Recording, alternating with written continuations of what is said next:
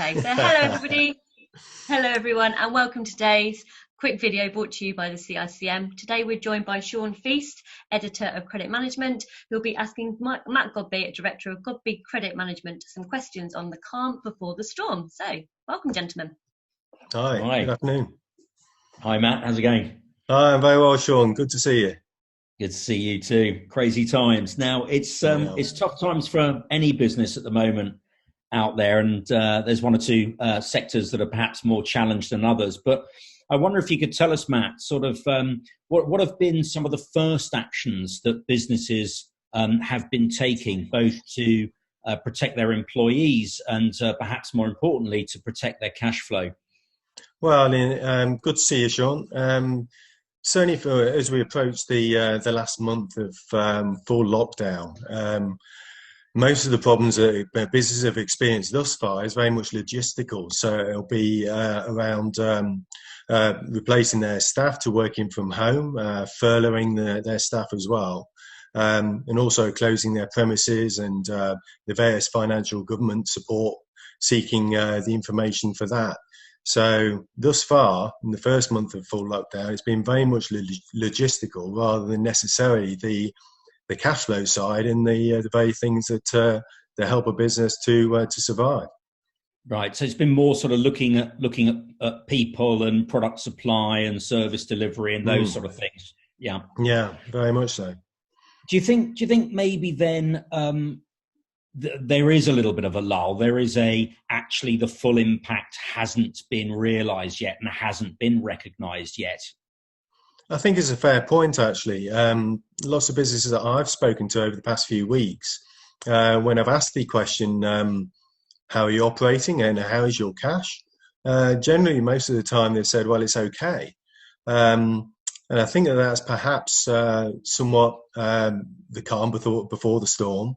I think that businesses so far have been perhaps a little bit cocooned from the full cash flow impact, simply on the basis that most businesses offer on credit terms, most offer 30-day credit terms at least. So most of the payments that they've been receiving so far have been pre full lockdown sales. So they're not seeing a great deal of effect on their bottom line and their cash flow. Yeah. But what should, clearly that is a position that's going to change. I've seen some research recently that said 80+% of businesses are very concerned about future income and future revenue. So clearly that is a position that's going to be changing. But what practical advice can we be giving to businesses now about what they should be planning to do? And I'm thinking especially in terms of how they can be forecasting their future cash flows to give them greater visibility of what's really going on. Well, just in terms of where we are now, businesses now are going to be hit with, in my view, the twin effects of heavily reduced cash flow, heavily reduced sales or no sales at all, and also an incredible slowdown in the payments being made by customers, because customers are going to also be squeezed. And so now we have all the sales that are becoming due post-lockdown. I think now the businesses are certainly going to feel a real sharp shock on their cash flow. In terms of what businesses need to be doing, they certainly need to be engaging with their customers with an enormous amount of urgency.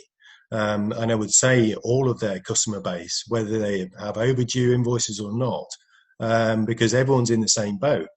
And customers may well be relying on you for their very livelihood. And so there's got to be very much a conversational piece here with customers. So rather than what perhaps the old arbitrary ways of credit controlling, which is a threat to place on stop or a threat to send through legal action, in many instances, those options aren't even there because you're no longer supplying those customers, perhaps. But also, there's got to be very much a supportive element to your conversations with customers, which comes down to having experienced skills in the right places of your business, but also coming from a position of knowledge, so fully understanding the challenges your customers are going through. Yes, and I'm figuring that on this sort of, we're all in this together a little bit. There's going to be, vulnerability has always been an issue, but I'm guessing that a lot of businesses dealing with smaller businesses, smaller suppliers, even smaller customers, they're going to be dealing with people who are vulnerable. As individuals, they are vulnerable. So I'm thinking that must be important as well in the whole knowing your customer piece. Yeah, very much so, and certainly we saw in the news the other week that Weatherspoons was in the news because they were being particularly arbitrary with with their base. So it's very much it's very much a piece around understanding your customers fully, and that you can only do so by actually at this point in time where matters are changing daily. You can only do that by actually having conversations with your customers, having some very honest and meaningful conversations.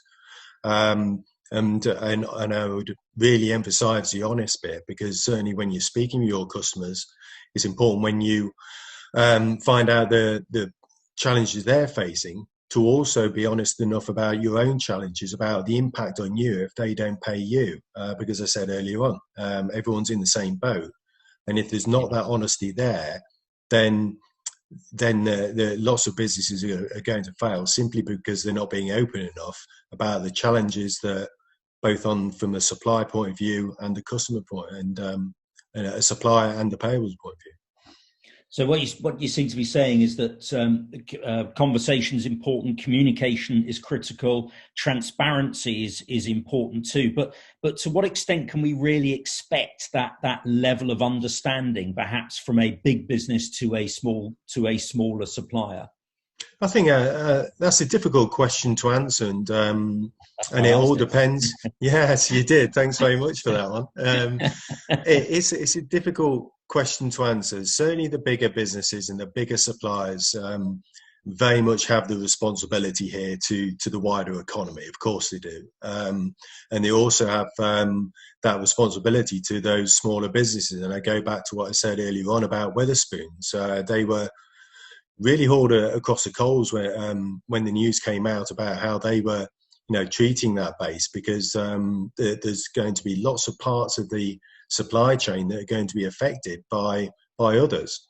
So you could quite easily find yourself in financial straits because other parts of the supply chain are breaking down. So it's critically important that businesses across the whole of the supply chain are being as equally understanding as they can possibly be. Otherwise that supply chain is going to break. Yeah.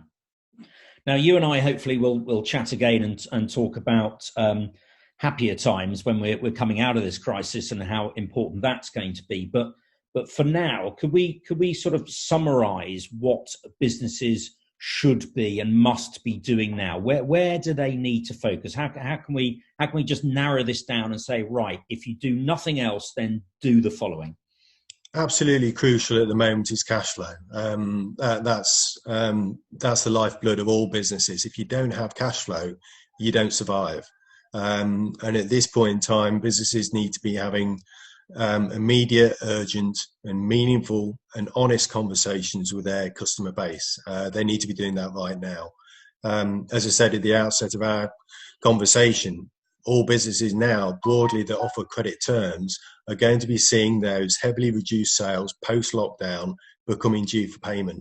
So now is going to be the squeeze in terms of cash flow across the whole supply chain. So if nothing else, Sean, all businesses need to be having meaningful conversations straight away with their customer base. Okay, so it's very much a case of sort of keep calm, carry on, don't panic, but keep a dialogue going. Yeah, and I would also add as well that we need to actually come out the other end of this, and we need to have a strategy to move forward, because there's going to be inevitable recession, possibly depression, you might argue, once we're through this immediate crisis, whenever that might end, and we don't know when that might actually end. So it's also important that, notwithstanding everything I said about the urgency for businesses to get cash flow moving now and speaking to customers, they also need to be building a strategy for when they come out the other end, because there's very little point in businesses getting through this crisis if they come out the other end unprepared. So difficult as it may be, they need a strategy to be able to survive and perhaps thrive once they come out the other end of this. Yeah, too true. Well, that's a conversation for another day, which will no doubt come very quickly. Matt, it's been great talking to you. And to you, Sean. Good to see you again. Speak to you soon. Stay safe. Thank you very much, guys. Thank you. There we go. How was that? Sounded great to me.